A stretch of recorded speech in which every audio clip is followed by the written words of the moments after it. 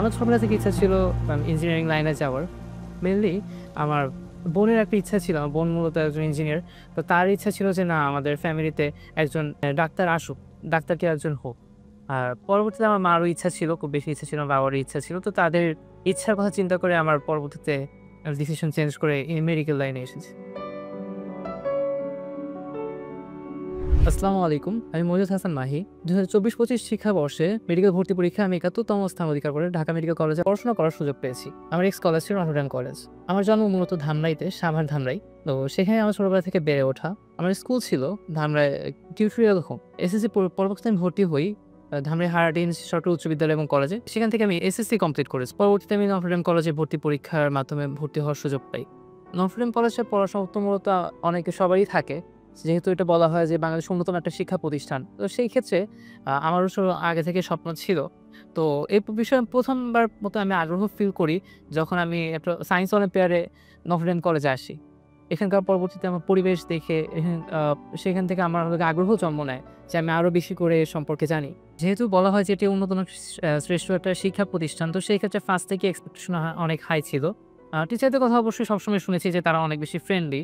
তো সেটা সম্পর্কে একটা বিশ্বাস ছিল যে হয়তো তাদের কাছে অনেক ভালো একটা কিছু শিখতে পারবো। তো যখন আমি ক্লাস শুরু করি, হ্যাঁ, অবশ্যই সবসময় প্রেশারের ভিতরে একটা ছিলাম। বাট টিচার অনেক বেশি হেল্পফুল ছিলেন। টিচার অলওয়েজ আমাদেরকে খুব বেশি পরিমাণে সাপোর্ট করেছেন। রেটিনা একাডেমিক কেয়ারের সাথে আমার জার্নি শুরু হয় কলেজ অ্যাডমিশন টেস্টের আগে। আমার রেটিনার সাথে পরিচয় মূলত বায়োলজি অলিম্পিয়াডের মাধ্যমে।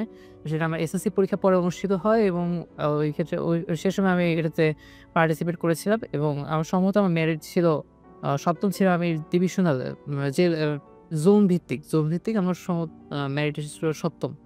তো সেখান থেকে আরকি মূলত যাত্রাটা শুরু হয়। পরবর্তীতে আমি রেটিনা একাডেমিক প্রোগ্রামের কথা জানতে পারি এবং তার কিছুদিন পরে আমি সেখানে ভর্তি হই। আর সেখান থেকে আমার রেটিনার সাথে যাত্রা শুরু। আর রেটিনা একাডেমিক ক্লাসের কোয়ালিটিটা আমার কাছে খুব ভালো লেগেছিল। ভাইয়ারা ক্লাস যেভাবে করে সুন্দর মতো বইয়ে লাইন বাই লাইন বুঝিয়ে দিতেন, সেটা অনেক বেশি হেল্পফুল ছিল। পরে যে লেকচারের পাশাপাশি আমি এটার মাধ্যমে আমার বইটাকে যে হাসান স্যারের বইটাকে থ্রুলি যাওয়া আমার পক্ষে পসিবল ছিল। অ্যাডমিশনের জন্য যে প্রিপারেশনটা যে বইয়ের লাইন টু লাইন পড়তে হয়, সেটা আমার একাডেমিক অনেকখানি কভার হয়ে গিয়েছিল। কারণ একে তো কলেজের পড়া, তারপরে আমি রেটিনার একাডেমিক কোর্সে ছিলাম। তো একাডেমিক কোর্সে ক্লাসগুলো এমন অনেক বেশি ইন্টারেক্টিভ ছিল এবং সেখানে দেখা গেছে বইয়ের প্রত্যেকটা লাইন বাই লাইন দাগিয়ে পড়ায়।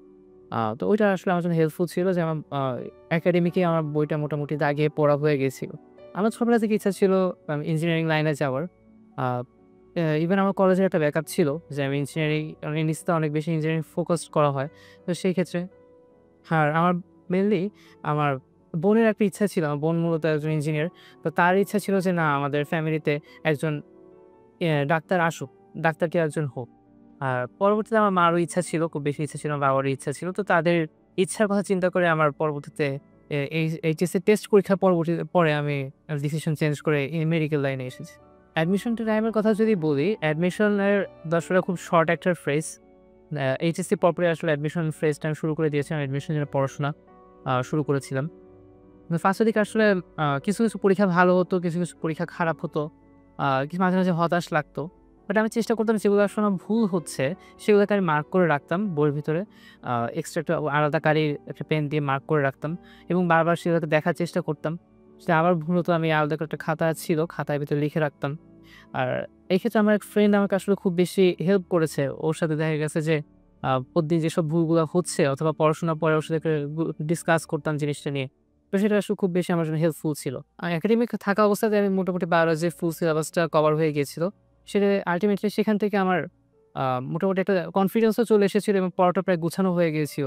যে না আমি আসলে আমি পারবো এটা শেষ করতে। আর শেষ পর্যন্ত আমার যেহেতু একাডেমিকে মোটামুটিভাবে একটু সবকিছু দাগিয়ে লাইন বাই লাইন পড়া ছিল, হ্যাঁ, অ্যাডমিশনে আমার আরকি এই বিষয়ে প্রেশারটা অনেক কমে গিয়েছিল। অ্যাডমিশনের আগের রাতের কথা আ আমি অ্যাডমিশন দিন আমার ফ্রেন্ড আমার সাথে থাকতো। তো দেখা গেছে যে অ্যাডমিশনের আগের রাতে ওর আমাকে কিছু বারবার করে মনে করিয়ে দিচ্ছিল যে কালকে কিন্তু আমাদের পরীক্ষা। কিরকম লাগতেছে? বাট আমি বারবার চেষ্টা করছিলাম যে আমার কালকে একটা পরীক্ষা আছে। এটা আমার মাথায় তারপরে যে মেডিকেল অ্যাডমিশন টেস্টের মতো একটা পরীক্ষা, এটা আমি এভয়েড করার চেষ্টা করতেছিলাম মাথা থেকে। মানে আমি বারবার করে চিন্তা করতেছিলাম যে আমার তো আমি প্রতিদিন কোচিং এ পরীক্ষা দিয়েছি এতদিন ধরে। প্রায় ২-৩ মাস ধরে কোচিং এ পরীক্ষা দিচ্ছি। এর আগে এইচএসসি দিয়েছি, এসএসসি দিয়েছি। মাঝখানে কত কুইজ দিয়েছি। তো এগুলোর সাথে আমি এটা রিলেট করার চেষ্টা করতেছিলাম। আমি মাথা থেকে মেইনলি এই চিন্তাটা দূর করার চেষ্টা করছিলাম যে আমি আর অ্যাডমিশন টেস্ট, মেডিকেল অ্যাডমিশন টেস্টের মতো একটা পরীক্ষা। যে আল্টিমেটলি আমি পরীক্ষা হলে আমি কুল থাকতে পারি, মেন্টালি কুল রাখতে পারি। আর মোটামুটি আগেই ঘুমিয়ে গিয়েছিলাম ঐদিন। তো পরীক্ষা হলে ফার্স্টের দিকে তো অবশ্যই টেনশন হওয়াটা স্বাভাবিক। আমারও টেনশন হয়েছিল। তো আমি দেখলাম আমার পিছনে যে ছেলেটা বসেছিল ওর সাথে অনেকক্ষণ গল্প করেছি পরীক্ষা শুরুর আগ পর্যন্ত। দেন পরীক্ষার প্রশ্ন পেয়ে দেখলাম যে আমার ম্যাক্সিমাম কোয়েশ্চেনই কমন। প্রায় ৪০ মিনিটের মধ্যে আমি সবগুলো কোয়েশ্চেনই দাগিয়ে শেষ করে ফেলেছিলাম। ১ম বারে আরকি ৪০ মিনিটের মধ্যে মোটামুটি আমার কভার হয়ে গিয়েছিল। পরীক্ষার মোটামুটি আমার আলহামদুলিল্লাহ ভালো হয়েছিল। তো আ সেখান থেকে একটা কনফিডেন্স ছিল যে হয়তো ঢাকার ভিতরে তো ভালো একটা কোথাও একটা চান্স হয়ে যাবে ইনশাআল্লাহ। তো সেদিন আমি চাপটা একটু কম ছিল। আ চাপ আমি সেরকম আসলে সত্যি কথা বলতে ফেস করিনি। রেজাল্টের দিন তো টেনশন হওয়াটা একটু স্বাভাবিক। আমারও ফার্স্টের দিকে সকালের দিকটা আসলে একটু টেনশন ছিল, একটু এক্সাইটমেন্ট ছিল। আমি আসলে আ আমিও ওয়েট করতেছিলাম রেজাল্টের জন্য। তো ওয়েট করতে আসলে দেখলাম যে দুপুর হয়ে পার হয়ে যাচ্ছে। এখন রেজাল্ট দিচ্ছে না। পরে খেয়ে-দেয়ে একটা ঘুম দিছি। ঘুম দিয়ে উঠলাম হলো গিয়ে ৪ টার দিকে। সম্ভবত রেজাল্ট দিছিল মনে হয় ৪:৩০ অথবা ৫ টার দিকে। তো তারপর থেকে আরকি ফোন নিয়ে ঘাটাঘাটি করতেছিলাম। তো বারবার করে ট্রাই করতেছিলাম। ট্রাই করতে হঠাৎ করে দেখি একবার রেজাল্ট চলে আসছে। তো এই আরকি। পরে দেখলাম যে আমার মেরিট আসছে সারা বাংলাদেশে ৭১তম আর আ ঢাকা মেডিকেল তো আসলে ডিরেক্টলি লেখা থাকে না। কোডটা লেখা থাকে। আমার কলেজ কোড লেখা ছিল। তো মেরিট পজিশন দেখে আসলে কলেজ কোডে মিলানোর আসলে দরকার ছিল না। মেরিট আলহামদুলিল্লাহ ঢাকা মেডিকেলে চলে এসেছে। তো রেজাল্টের পরে আসলে আব্বু-আম্মু পাশেই বসা ছিল তাদেরকে বললাম। আম্মু তো আ এসে জড়িয়ে ধরল। আর কান্না করে দিছে, দুজনেই কান্না করে দিচ্ছিল। এটা একটা অন্যরকম একটা এক্সপেরিয়েন্স। মানে একটা কি অন্যরকম একটা ফিলিংস যেটা আসলে আর কিভাবে বলব? আর রেজাল্টের পরে তারপর সর্বপ্রথম আমি আমার বোনকে ফোন দেই। আমার বোন আসলে সবচেয়ে বেশি এক্সাইটেড ছিল আমার মেডিকেলে আসা নিয়ে। তো তাকে ফার্স্টে ফোন দিয়ে আমার আব্বু আসলে ফার্স্টে বিশ্বাসই করতে পারতেছিল না যে আমার এরকম একটা রেজাল্ট আসছে। তো ফার্স্টে আসলে সে ফার্স্টে আসলে এ চিন্তা করতে বুঝেই নাই যে আমার আসলে ঢাকা মেডিকেল আসছে। আ একটু পরে যখন ১ মিনিট পরে আমি ফোন রেখে দিয়ে আমার অন্যদেরকে জানাচ্ছিলাম। ১ মিনিট পরে আমার বোন আবার ফোন দিচ্ছে যে আসলে কি? সে একটু পরে আসলে তার সেন্স হয়েছে যে না আমার ভাইয়ের ঢাকা মেডিকেলে হয়েছে। তো পরে আরকি সে আ কান্না করে দিয়েছিল। সেটা আসলে কি বলব? মানে একটা অন্যরকম এক্সপেরিয়েন্স এটা আসলে বলে বুঝাতে পারব না আমি। বর্তমানে যারা ফার্স্ট ইয়ার, সেকেন্ড ইয়ারে আছো তো তাদের উদ্দেশ্যে আমার আ অ্যাডভাইস হলো গিয়ে যে ফার্স্ট থেকে যদি তোমরা অ্যাডমিশনকে টার্গেট করে পড়াশোনা করো এতে তোমার ২ ধরনের লাভ হবে। একটা হলো গিয়ে তোমার অ্যাডমিশন টাইমে প্রেশারটা অনেকটাই কমে যাবে। প্লাস পড়াটা অনেকটা গোছানো হয়ে যায়। প্লাস যেহেতু আমি একটু ডিপলি পড়াশোনা করতেছি, তো আমার একাডেমিকটা অনেক বেশি কভার হয়ে যায়। আরো বেশি আমার ডিপ নলেজ হয়। তো আল্টিমেটলি আমার পুরো একাডেমিক রেজাল্টই ভালো হয়ে যেতে পারে। বাবা-মার কি অবদান তো আসলে কিভাবে ভাষায় কি বলে উল্লেখ করতে পারব না। যে দেখা গেছে যে আমি পড়তেছি তারা হয়তো সারারাত ধরে অনেক আব্বু দেখা গেছে আমি যতক্ষণ পর্যন্ত পড়াশোনা করছি ততক্ষণ সে জেগে আছে। অথবা দেখা গেছে যে আমি রাত ভর পড়বো, রাত জেগে পড়বো, সে প্রতিদিন আমার রাতের বেলা চা বানিয়ে দিত।